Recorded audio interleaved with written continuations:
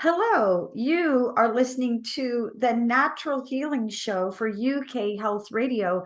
I'm your host, Catherine Carrigan, medical intuitive healer, Amazon #1 best-selling author. You can find out more about me and my work at catherinecarrigan.com and unlimitedenergynow.com. While you're there, definitely sign up for my newsletter so you can learn even more about how you can heal yourself naturally. Now, I'm so excited about our guest today. Steve Nobel is the author of 6 books. He is the creator of his own healing system called Soul Matrix Healing for Starseeds. And he is a creator of many guided meditations that you can find both on YouTube and on Insight Timer. And you can find out more about Steve Nobel and his wonderful work at his website, thesoulmatrix.com. Welcome, Steve Nobel. Hi, Catherine. Thanks for having me. So first, I have to share for our audience a personal story about the power of your work. Before I wrote my 10th book, I pray every day. I was told that Archangel Michael would help me write my 10th book, which is called Reading the Soul. So every day I prayed to Archangel Michael and I meditated with Archangel Michael, and I did a number of meditations, but the meditation that I did the most often was a Steve Nobel meditation that he created about Archangel Michael.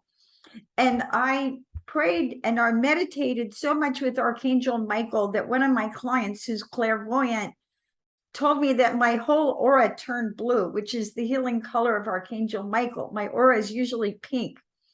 And if any of you have written a book, you know how difficult that is.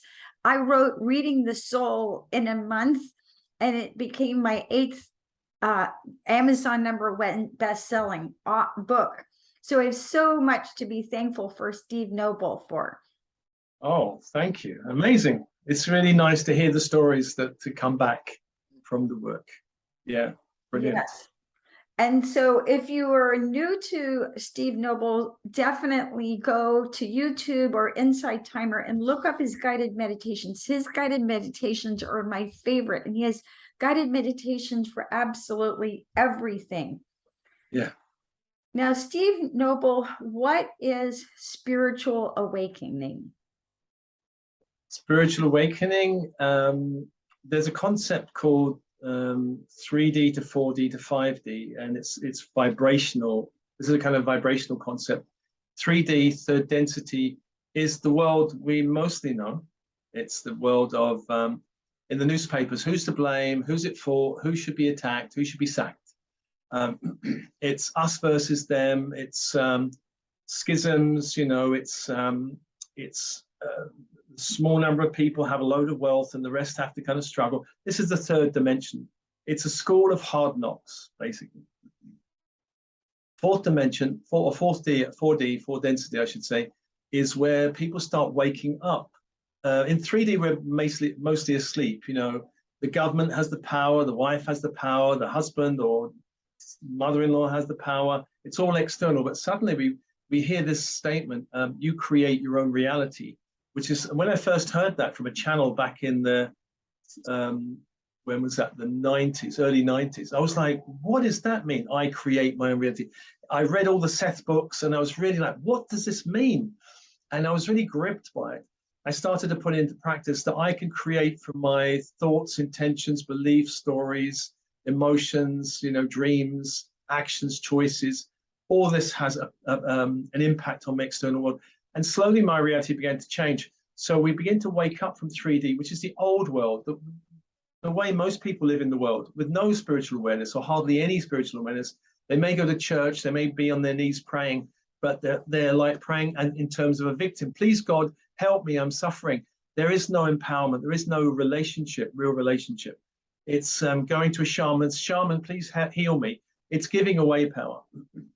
Fifth dimension, or fifth density, I should say, is where you stabilize your vibration in unity consciousness, love, in a higher vibration, and then reality naturally flows. There's a natural flow to reality. In 4D, we do all kinds of vision boarding and mantras and rituals and cacao ceremonies. We do all this kind of stuff just to kind of shake up our reality. Affirmations, which I mean, it's all very good, but in 5D, when you really get there, you kind of feel I don't need to do it anymore. I just can wake up, do a little meditation, and flow through my day. And this is kind of mostly what I'm doing. I'm feeling mostly there, mostly in flow. Not always. Sometimes I kind of dip, like most people. But we're learning to stabilize in a higher vibration and wake up. It's the film The Matrix, really. There's a blue pill and a red pill. The blue pill is read the newspapers, believe what your government tells you, believe what the scientists tell you. And the red pill is wake up to a new way of looking at the world. And it's quite radical, really. For people, most of the people listening to this hopefully would have some understanding of what I'm talking about. There's a kind of a yearning or a searching for something. This is what I went through, a searching. There's something more to life than this, just paying the bills, going to work, buying the house. There's more to accumulating. Does the soul exist beyond death? I mean, now we know in 4D, 5D that the soul is multidimensional, that it's not just linear. There are all these other lifetimes. It's not just like one direction. We're not just going in one direction. It's kind of more like a flower opening. We have a connection to God, goddess, all of this. It's God. It's not just a masculine force. There's this feminine, masculine. It's all of it. And so we can start building a connection to that. We can start healing our past. We can start clearing out karmic programs and patterns. We can start making better choices. We can start experiencing the world with more flow, less suffering. That's kind of waking up. Very brief summary, I would say. Great explanation. Now, Steve Nobel, the author of 6 books, the most recent being Starseeds, and another book, Spiritual Entrepreneur. Spiritual Entrepreneur, wonderful. I'm sure many of our audience would be interested in both of those books. What is your personal experience of spiritual awakening? Back in 1991, I'd been searching for years and I kind of given up. I connected to spiritual organizations as a teenager. And by the age of about 17, I just thought, you know what, I can't find what I'm looking for. I gave up. I got married. Lived a conventional life. My father died in 1991. I was about 34.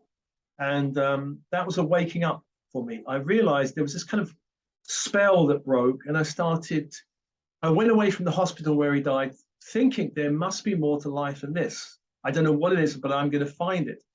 And within a few months, I found,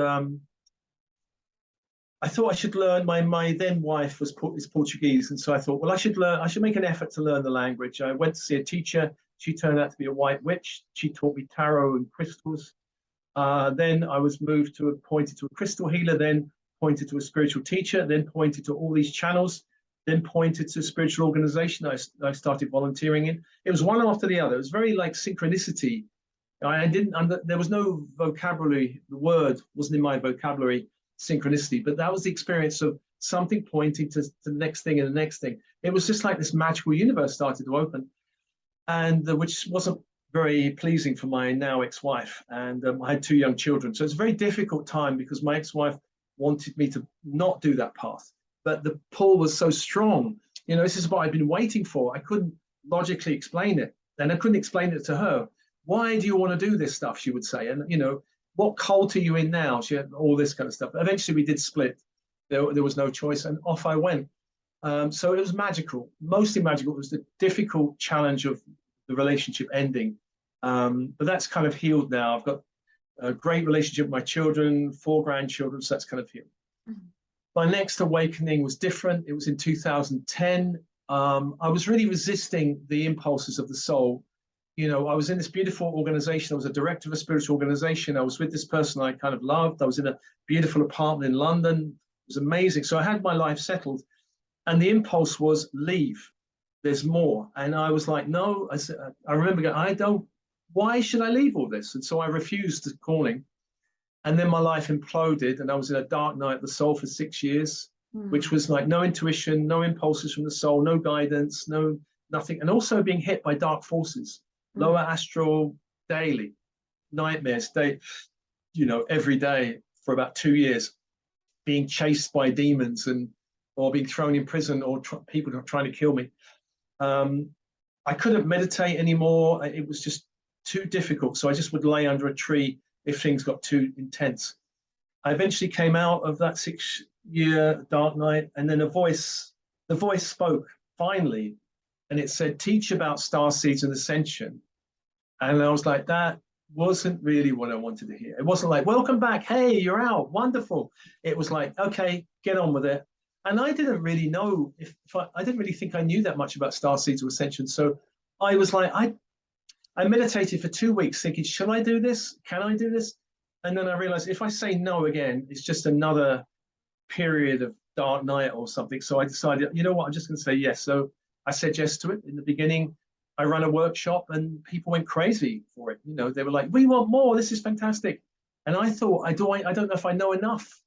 And anyway, I was downloading it and channeling it, and then transmissions started coming, which was wonderful. And it slowly, the pieces started forming in my mind about what I'm doing. Why am I doing this? All the transmissions, which are like these meditations, came like jigsaw pieces. It wasn't like, let's do a whole set of inner child or a whole set of Egyptian gods and goddesses. It was all like random, and it made no sense to me. But eventually now they're forming in these playlists. And so my mind had to just surrender to it and go, okay, I'll just follow it. And I'm still doing that. I'm just still saying, okay, what comes will come. Where I'm going, someone knows. Some part of me knows. Yes. My mind doesn't know.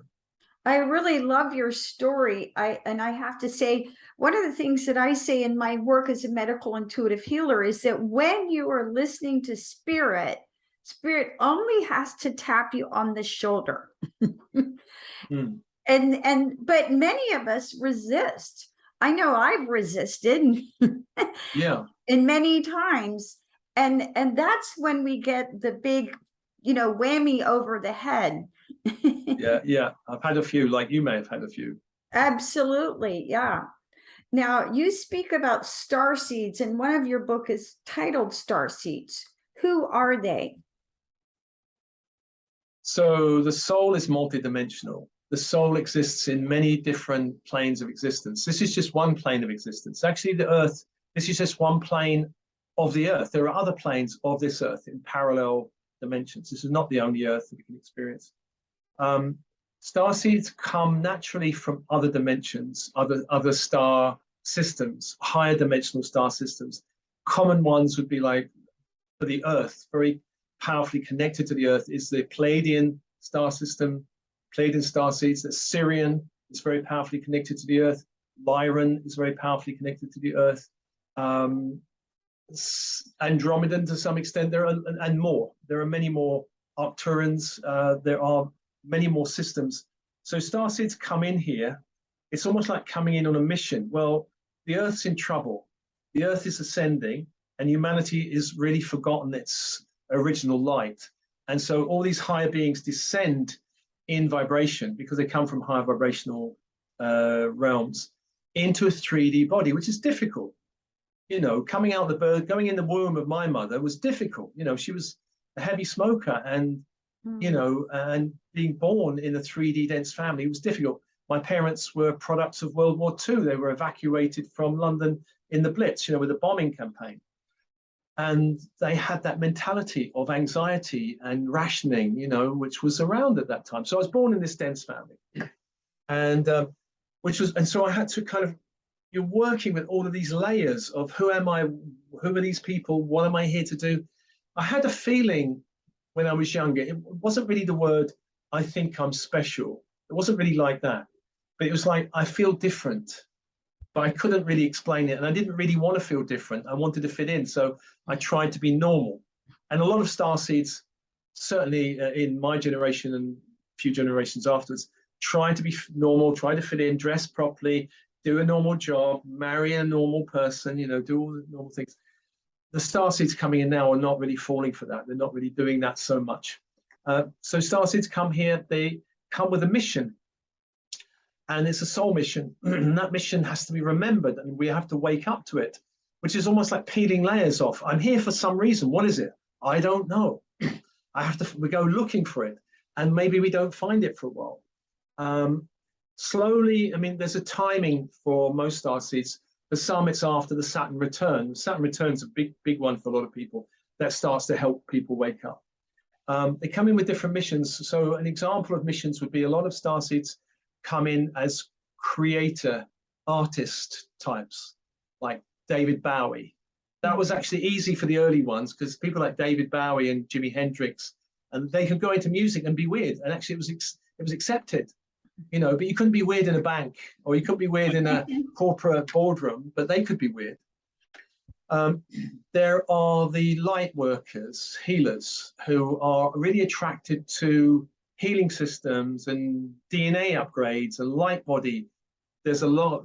I'm very much attracted to all of that, which is why I went into alternatives. All this spiritual wisdom, I wanted to know about all these healing systems. I wanted to learn about them. There are other starseeds that really go in looking to heal the earth. They're coming to work with ley lines. They're coming to work with sacred sites. They're fascinated with living in community, living off-grid. You know, they're tree hugging, save the trees. They're there. You know, that's their mission. There's another number who are in innovation technology. Steve Jobs was an example of someone who came in and has revolutionized. You know, he revolutionized everything, didn't he? In computing and phones and communication. And this is part of the new Earth, which is new technology, but technology that has to be in alignment with the Earth, not damaging the Earth.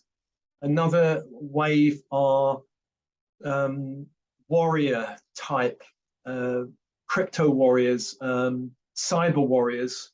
They're coming in to change systems, to radically alter systems, bring about, you know, collapse old systems. Julian Assange, Edward Snowden. These are our starseeds. After 2012, a lot more starseed whistleblowers came out the woodwork because these old systems, they've had their day. You know, they're not in alignment with the new light coming in. There are some starseeds who really feel they are guardians of new children. There are other starseeds of these new children really need a starseed parent. These new waves have never been here before, so they really need a lot of help. There are dreamers, there are magician starseeds. I mean, there's a whole range of starseeds coming with different missions, but basically, and they come in every corner of the world. But some parts that have a huge number of them, such as London, where I was living, and Brighton, where I'm living now, there's quite a few around here. And if you go, you know, I don't know, where would it be? Some Bible Belt town in America, you know, and you go and have a cup of tea, you might find not so many in there, you know. So there are clusters. There are clusters in every culture. And some cultures, it's very difficult for starseeds. Cultures like Saudi Arabia or China would be very difficult for them because conformity, you got to conform to the you know the social rules. In America and England, it's a bit easier. You can be weird up to a point, and nobody's going to arrest you. You know. So this is what starseeds come in for. They're coming in to change the world. Jesus the Christ, the avatar of this planet, said, in my Father's mansion, there are many rooms, which means many different dimensions. And that's where we're coming from, the different rooms of the Father and Mother's house here at this time. So with that wisdom, we're going to take a break and listen to a message from one of our commercial sponsors here at UK Health Radio, and then come back and hear more from Steve Nobel, the creator of the Soul Matrix healing system.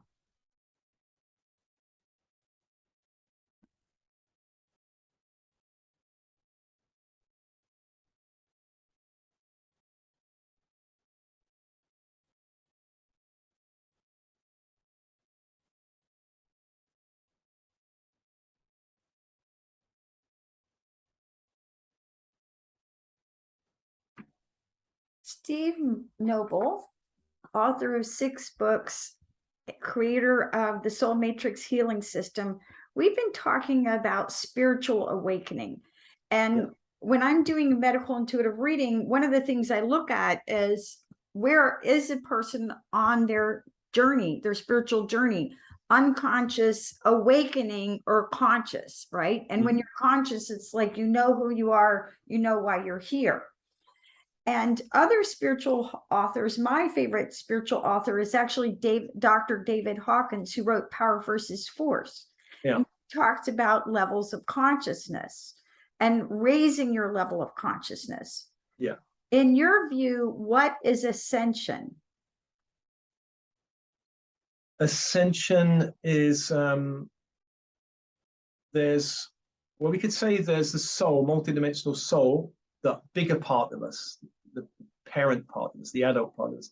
And then there's the kind of ego parts of us, which is who we think we are on this planet. We have an ego, we have a personality. We need one, you know, otherwise we'd be little robots. But by and large, the ego personality is designed to help us get through this world, this 3D world. And the world is seen as dangerous and needs to be protected. We need to be protected and navigated, you know, help navigating the world. So when awakening comes, the soul starts impulsing the being, going, wake up, get on your mission. I'm not saying the soul says exactly like that. But, you know, there's impulses, it's time, you know, time is ticking, get on with it. And the ego goes, no, well, I don't understand it. We're not having it.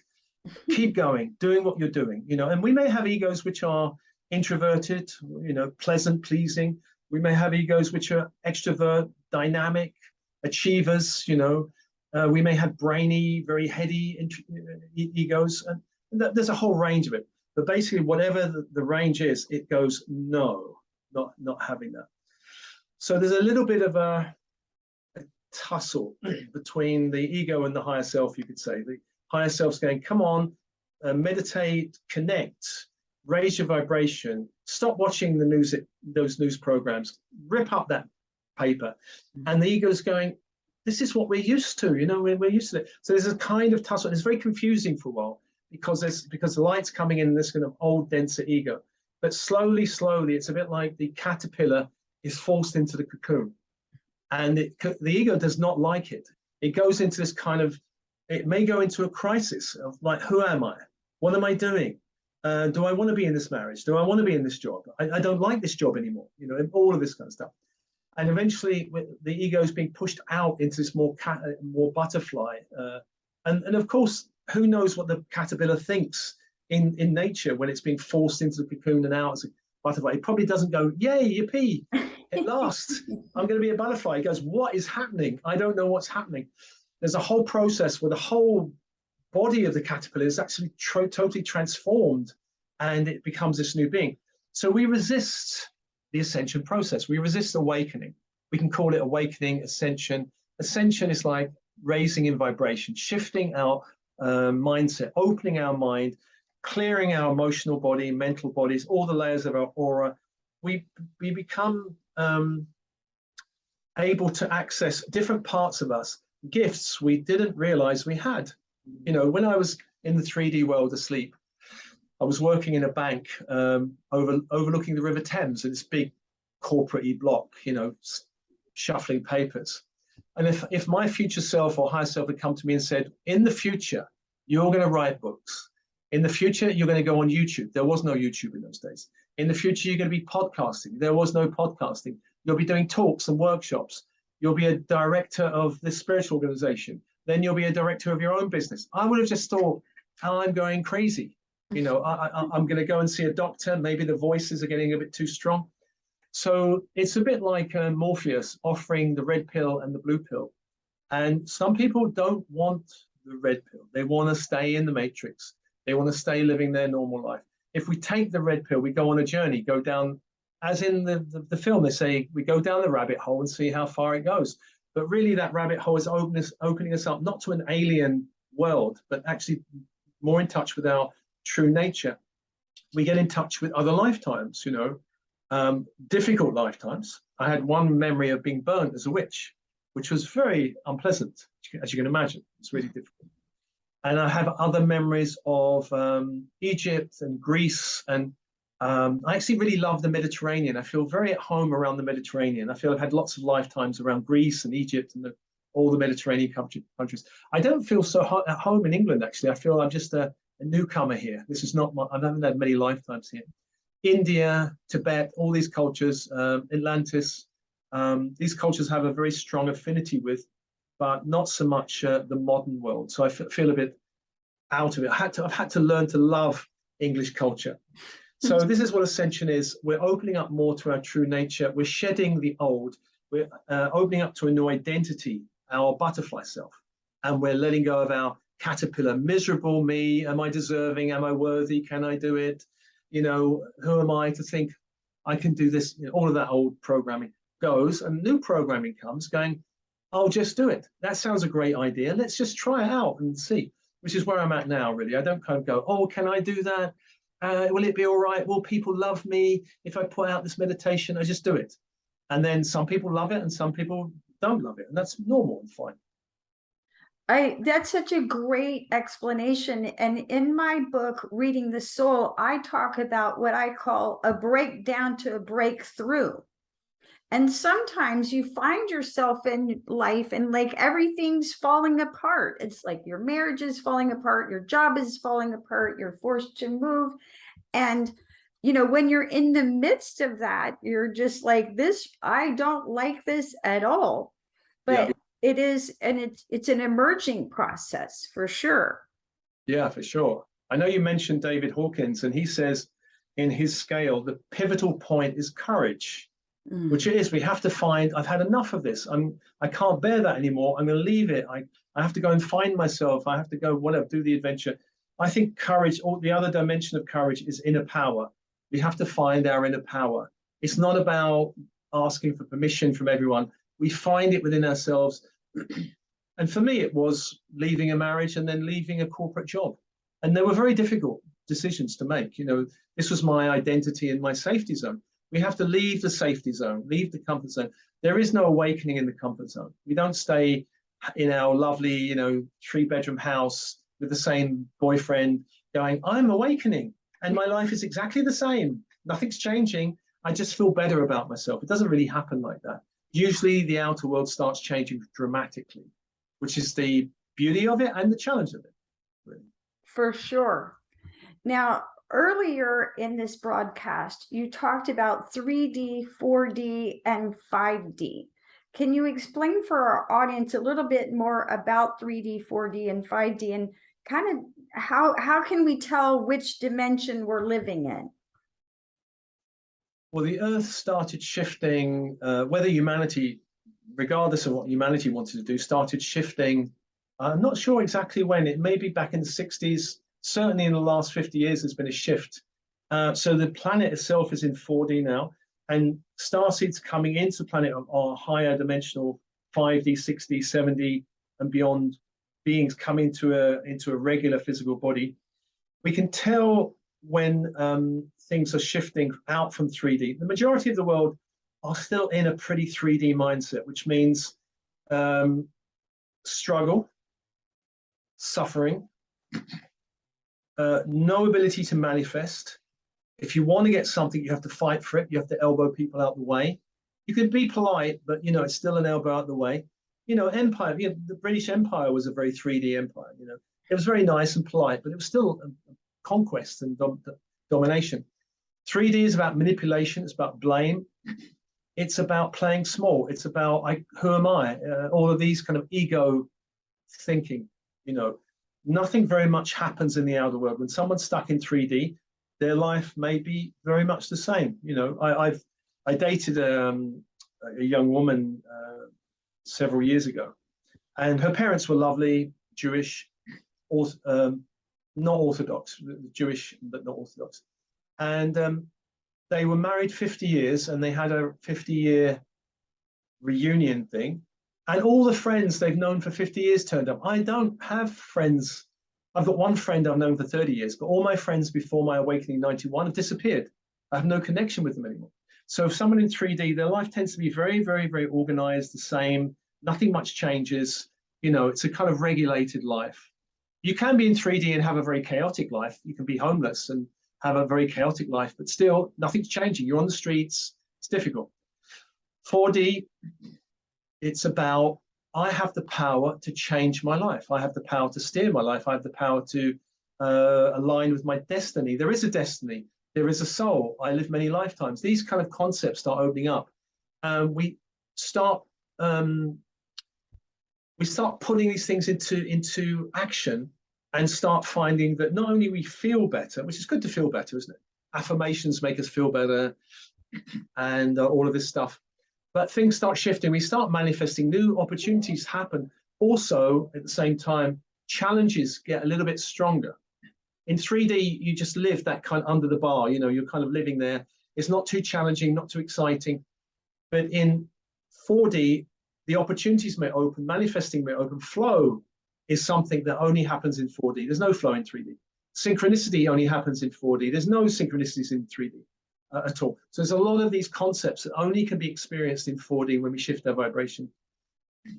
4D is hard work, though, because we still have to work on changing our belief structures, exploring our stories, and meditating daily, and we do a lot of work in 4D. And then in 5D, the work kind of starts getting less hard. It's more about intention, dreaming, and keeping our vibration high. This is all I do now. I just make sure every conversation is a high vibration. If it starts to be lower vibration, I have to do something. I have to go, okay, thank you. It's lovely talking to you. I need to go now. There are occasions where that happens. It's really about finding people who've got a high vibe. Who do I like to hang out with? Inspiration is a very high vibration. People who are living their dreams are high vibrational. People who are living abundantly is high vibrational. So I like to hang out in those places with those people and keep my energy high. And if I dip, if I'm slightly out of sync, it's like finding ways of meditating, centering, and coming back in sync. In 4D, we start accessing guides and unseen friends. In 5D, we learn more about our multidimensional nature, future selves, higher self, and all the levels of higher self from 5D to 12D and beyond. And there are groups, specialist teams in spirit in 5D we connect to, teams which help us on our business, help us in any practical project we want. There are teams in spirit that will help us. There are ascension teams. There are medical teams that we can call on. There are psychic surgery teams that we can call on. I call on them. I quite like them. They're quite handy, actually.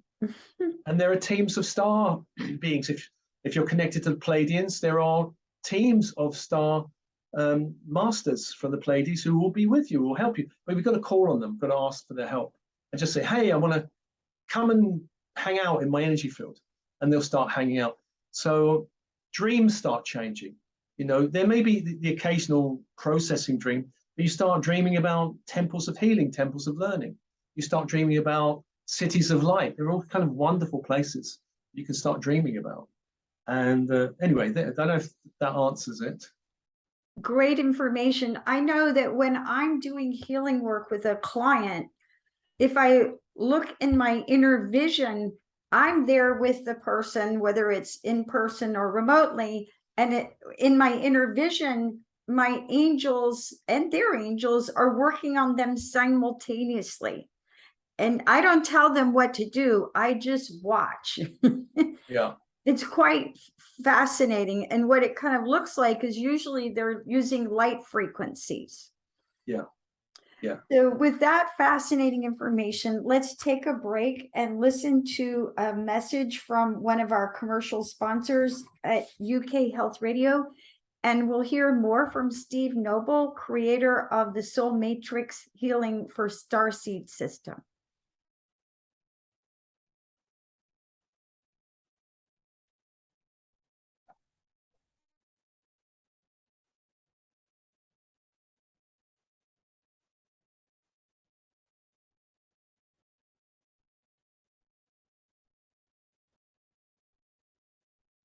So Steve Noble, there's a wonderful phrase, I think it says, life begins at the end of our comfort zone. You say that resistance is normal on the spiritual journey. Why is this? Resistance is normal because we're conditioned in 3D families to be a certain way, you know, to be pleasing, to always be happy, or always be rebellious, or to be achieving, or smart, or whatever, or drop out, whatever our personality is conditioned into.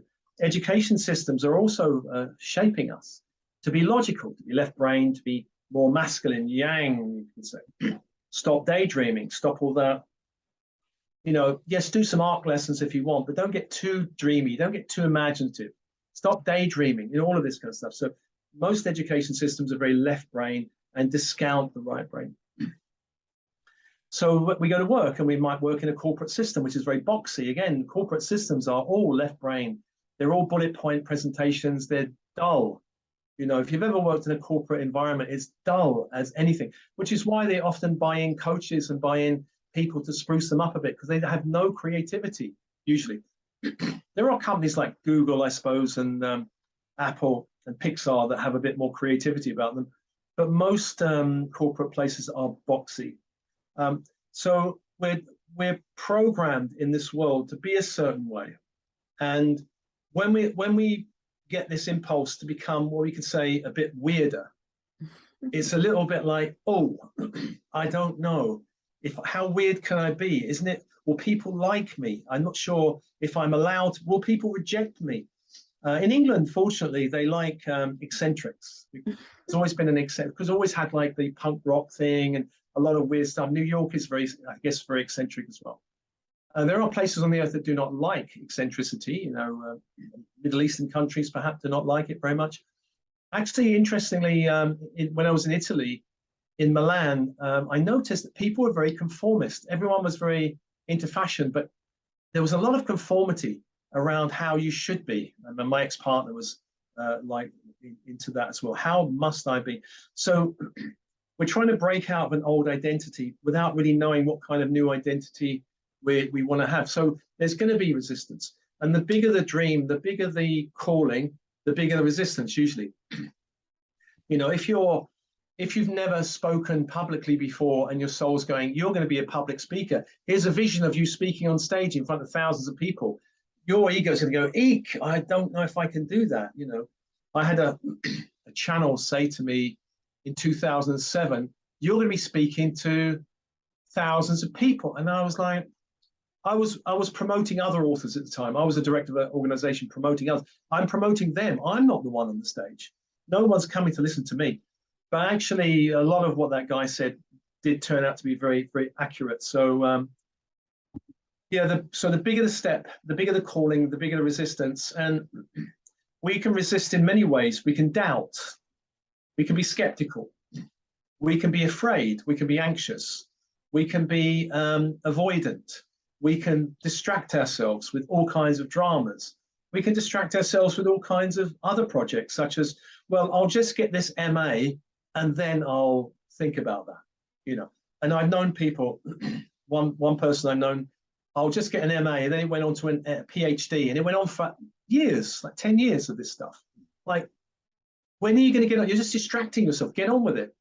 And so there are all manner of ways of resisting. Over-rationalizing is a very common one, especially if people have gone through the 3D education system. They overthink and they over-plan and they perfectionism is another one. It has to be perfect. If it's not perfect, I'm not going to take the step. There's all of these ways. I'm pretty good at dealing with people's resistance these days, having seen endless different forms of it. But it is natural, but it won't stop the calling. The calling is too strong for most people. So the other form of resistance is, well, my mother-in-law doesn't like it, so I can't do it. Or my wife won't have it, so I can't go there, you know. And this is, we put it on other people. They may not like it, but who cares, you know, do it anyway. And if you're coming from some cultures, like there are tribal cultures, America and England's an individualistic culture, but if you go to Africa or Brazil or West Indies, there's a whole tribe. You know, it's not just what I want. My uncle's got an opinion. My auntie's got an opinion. My cousins are all telling me what to do. So it's slightly different for those cultures because there's a lot more pressure. But still, you have to do it. You know, I think Israel is a bit the same. There's a whole tribe of people telling you how you should be. You know, you can't do that. You should do this. You should date that person. And we may even have to leave the community, leave the country to find our own freedom. Sometimes that is the choice we have to make. You know, leave those countries, go to somewhere where you can breathe and go, I can be myself and make my own choices. So power's in our hands. And it's very liberating. when you claim who you are. Yeah. I know I'm 63 now, but I remember in my 40s, I knew, because I was practicing healing work all along, but I knew that by the time I was 50, I would be doing all healing work. And I remember at the time, someone said to me, "You're very good at many things, but your work as a medical intuitive healer, your talent cannot be taught or learned. This is where you're off the chart." And it was really liberating, because I remember thinking, okay, I'm going to start a website where I write about my work as a medical intuitive healer. But we have to remember that when you claim who you are and who your soul is meant to be, then all the people who are looking for you are like, finally, I found you. You can help me. Yeah. So it's actually more selfish not to be who you're meant to be. Yeah. I think when you finally have the courage to speak your message out and start becoming visible, whether in a party with your friends or online, then people start listening to it, go, oh, interesting. And if you're consistent with the message, people start telling your friends, hey, that guy, or Catherine over there, she's consistent. She's holding the banner up for medical intuitives. And that guy, Steve's holding the banner up for Starseeds. You go and check them out. So if we're consistent, we start to form a tribal following, actually, of people who love the message. They love it. There will be those who don't like it, but we don't care about those. We don't worry about those. And we will polarize people. If you've got a strong message, people will move towards you and other people will move away to you. It's normal. You can't be loved by everyone. If everyone's loving you, there's something wrong. Some people have to say, I don't like what Catherine's doing. We disagree with Catherine because we like the Bible or whatever it is. Or we don't really get Steve because he's too weird and he should dress differently or something. So we've become these tribal leaders.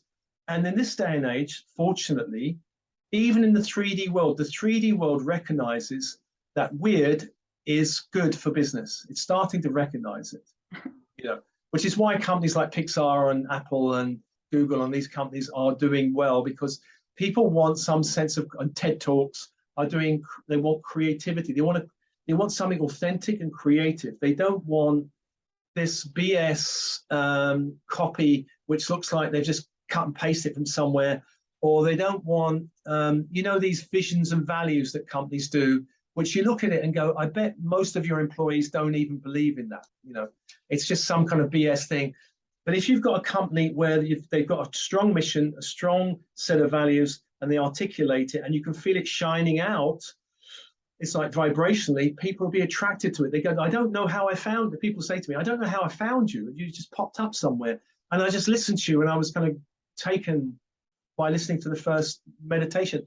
Or some people say, I don't even remember how I found you. Somehow you just came in my reality.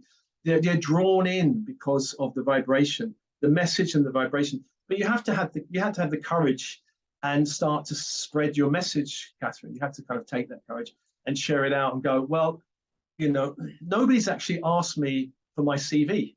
Really, nobody said to me, well, Steve, what's your CV for this work you're doing? Most people listen to me, and I've got a lot of material out there. They listen to it and go, oh, this guy's got some depth.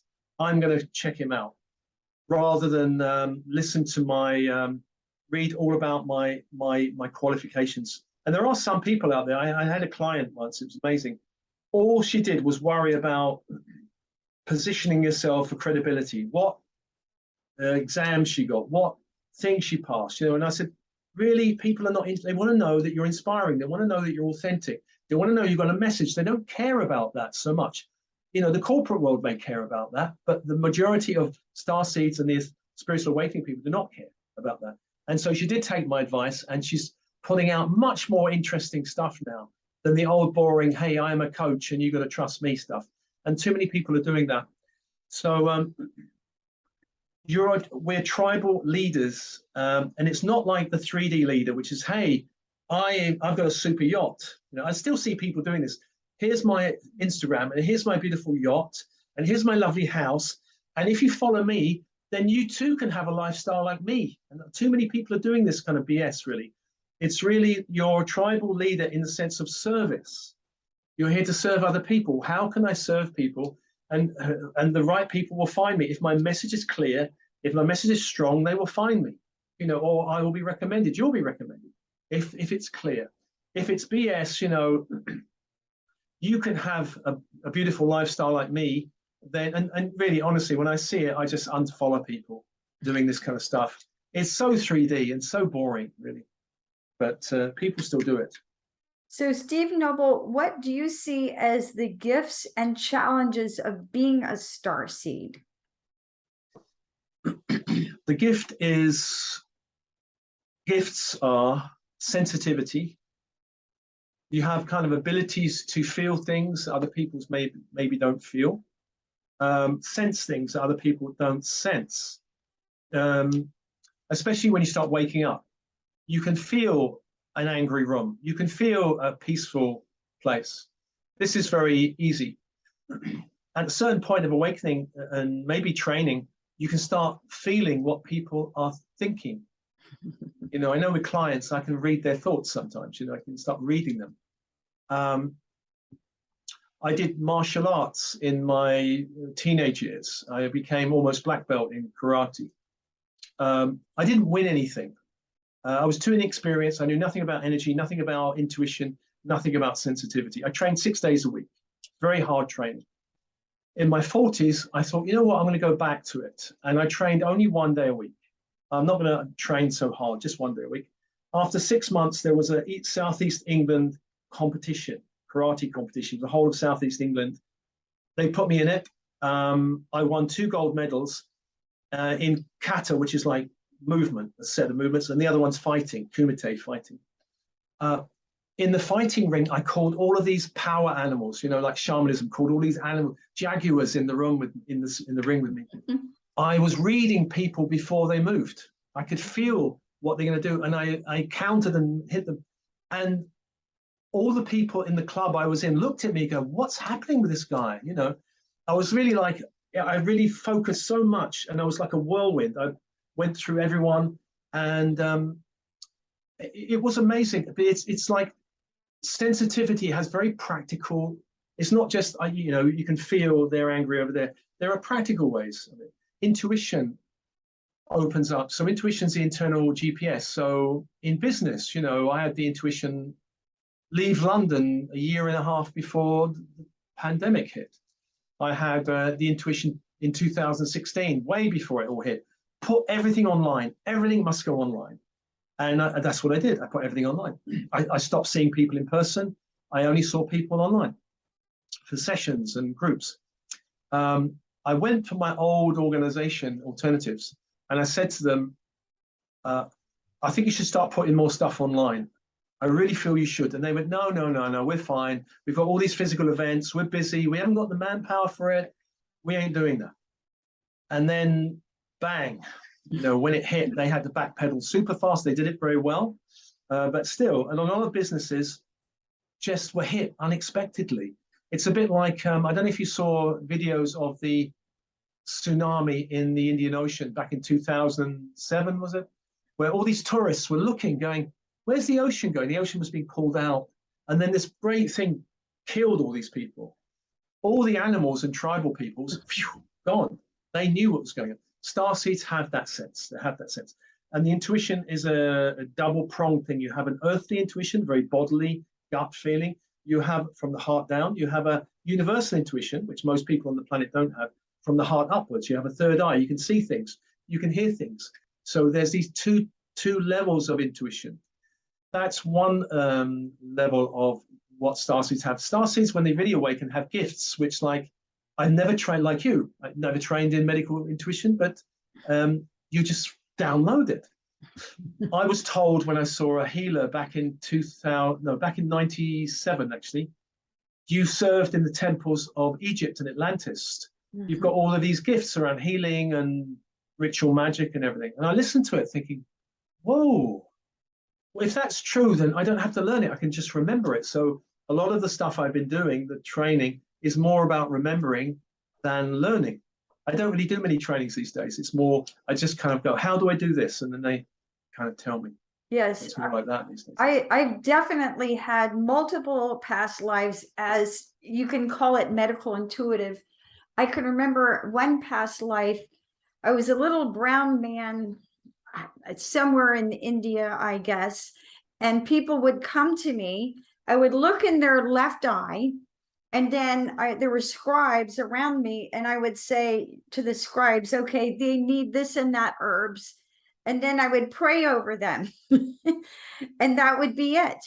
Right. And I was also a seer in an Indian, some sort of American Indian tribe.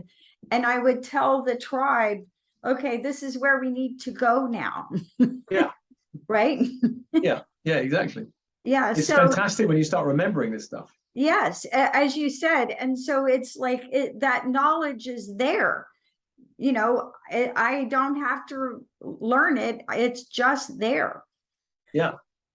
So, Steve Nobel, creator of the Soul Matrix Healing for System for Starseeds, any final thoughts for our audience? Final thoughts are, well, we are living through volatile times right now. There's a lot of light coming in and a lot of old darkness releasing, which is creating volatility. A lot of old structures are crumbling. So really around these gifts, the intuition, the kind of gifts which are awakening, these are the resources you need to move through this world, because, people like me and you are doing okay, and there's a lot of people suffering and struggling. But if you really open, so it's very practical. I think my life has changed completely. So spiritual awakening ascension is very practical. You can start shifting your life in practical ways, learning the tools and the resources that you have, just awakening to them and moving through these very volatile times. So you'll be guided where to move next, what to do next. What you have a major choice, which way to go, from your higher self and not from your ego mind, which always makes bad mistakes. It doesn't understand ascension at all. So do not make any decisions from fear, or any major decision you need to make. Center yourself, get still, and make it in silence. Do not make it from an angry or fearful position. Always a bad idea. Great advice. You've been listening to the Natural Healing Show for UK Health Radio. I'm your host, Catherine Carrigan, medical intuitive healer, Amazon #1 bestselling author.